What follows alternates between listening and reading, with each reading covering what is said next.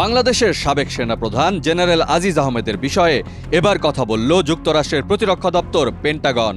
মার্কিন এই সামরিক দপ্তর জানিয়েছে, জেনারেল আজিজের ওপর নিষেধাজ্ঞা বাংলাদেশে গণতান্ত্রিক প্রতিষ্ঠান আর আইনের শাসনকে শক্তিশালী করতে ওয়াশিংটনের প্রতিশ্রুতিরই প্রতিফলন।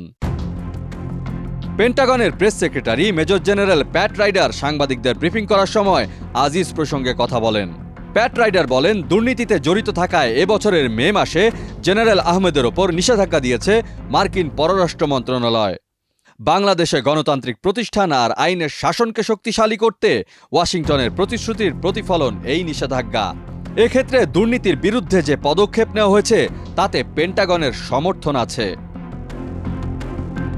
পেন্টাগনের মুখপাত্র আরও বলেন, বাংলাদেশের সঙ্গে সামরিক ক্ষেত্রে ঘনিষ্ঠ দ্বিপক্ষীয় সহযোগিতার সম্পর্ক রয়েছে ওয়াশিংটনের, আর এই অংশীদারিত্ব গড়ে উঠেছে অবাধ ও উন্মুক্ত ইন্দো প্যাসিফিক অঞ্চল, সমুদ্রসীমা ও আঞ্চলিক নিরাপত্তার মতো দুই দেশের অভিন্ন স্বার্থ ও মূল্যবোধের ভিত্তিতে।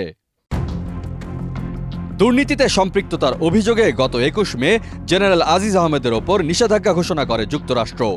যুক্তরাষ্ট্রের foreign operation and related programs appropriation আইনের আওতায় এই নিষেধাজ্ঞা দেয়া হয়।